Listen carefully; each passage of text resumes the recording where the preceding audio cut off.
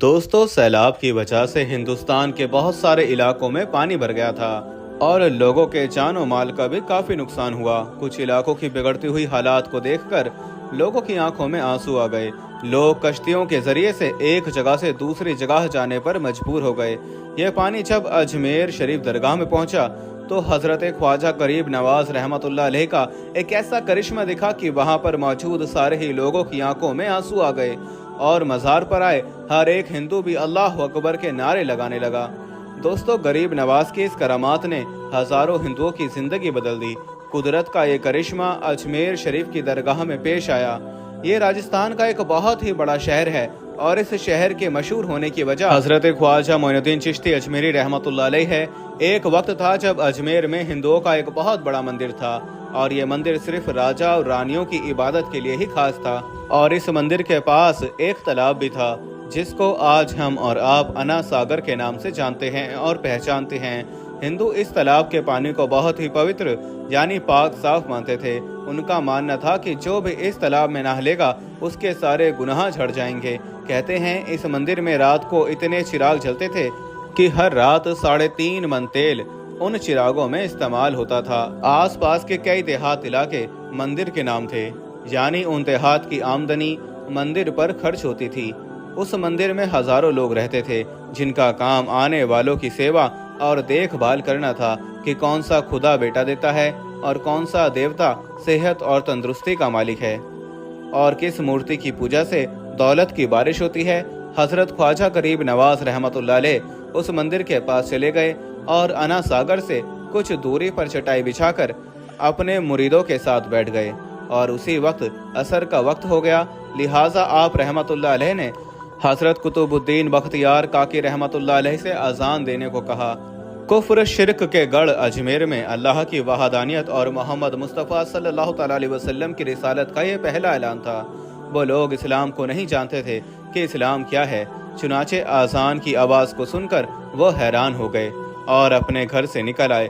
अब मुसाफिरों ने अना सागर के पानी से वजू किया और नमाज पढ़ना शुरू किया। सब हिंदू हैरान रह गए कि सब भगवान तो अंदर हैं, तो फिर ये लोग किस भगवान को पुकार रहे हैं। जब शाम हुई तो राजा के ऊंट जो दिन में चरने के लिए गए हुए थे अपने चरवाहों के साथ वापस आने लगे। इत्तेफाक से जहां हजरत ख्वाजा गरीब नवाज रहमतुल्लाह अलैह अपने साथियों के साथ बैठे थे वो जगह राजा के ऊंटों के बैठने की जगह थी। चरवाहों ने ख्वाजा गरीब नवाज रहमतुल्लाह अलैह से कहा, उठो बाबा, ऊंटों के बैठने की जगह खाली करो। आप रहमतुल्लाह ताला अलैह ने फरमाया, इतना बड़ा मैदान पड़ा है, ऊंट तो कहीं भी बैठ सकते हैं, क्यों मुसाफिर को तंग करते हो। लेकिन वो ना माने और जिद करते रहे कि ऊंट इसी जगह पर बैठेंगे।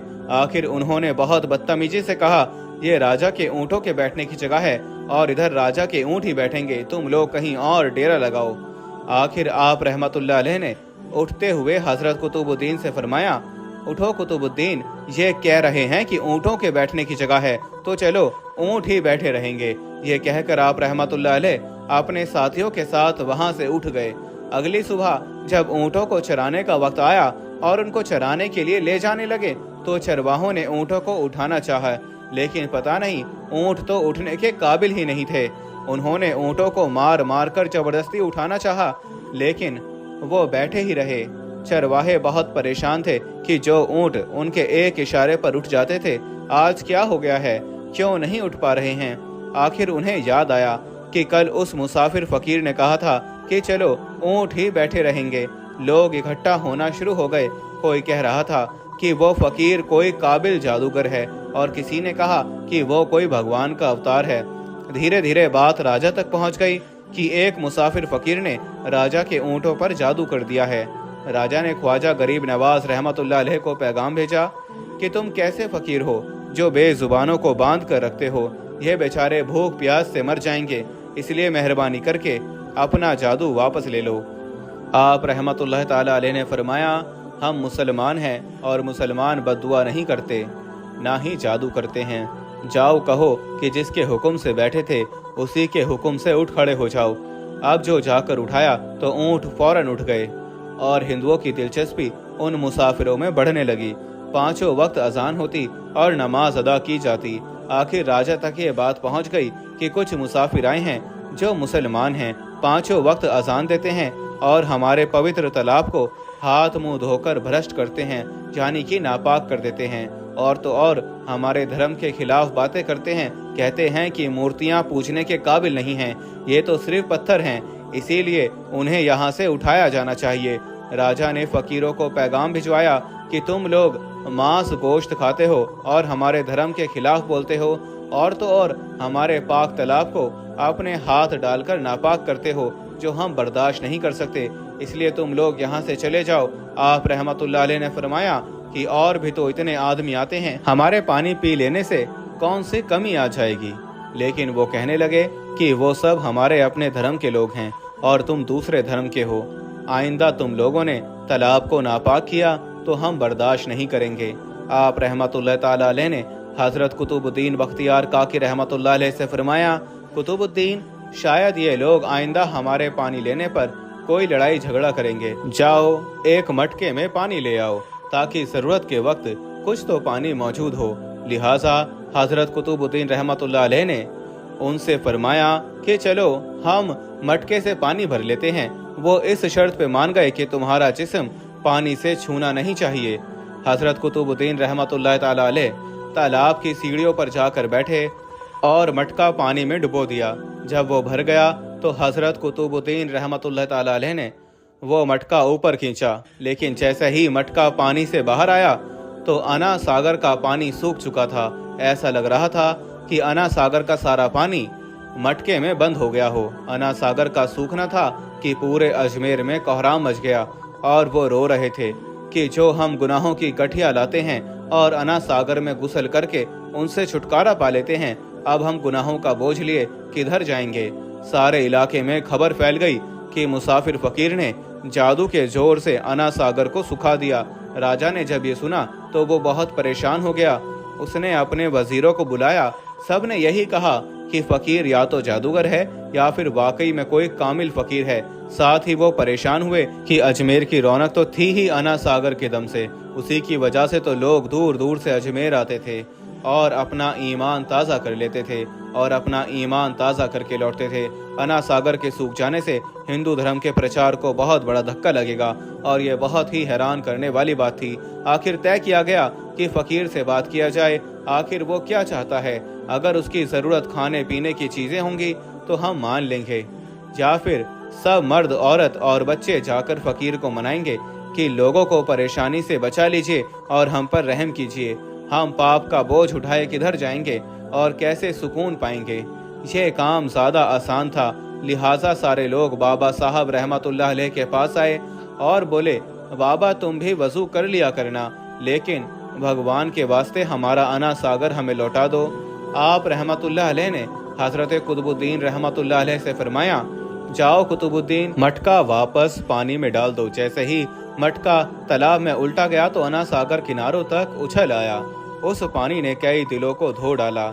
हिंदू कौम की अपनी तारीखी किताबों में भी हिंदू इतिहासकार इस बात को मानते हैं कि उस शाम 32,000 हिंदू कलमा पढ़कर मुसलमान हुए थे।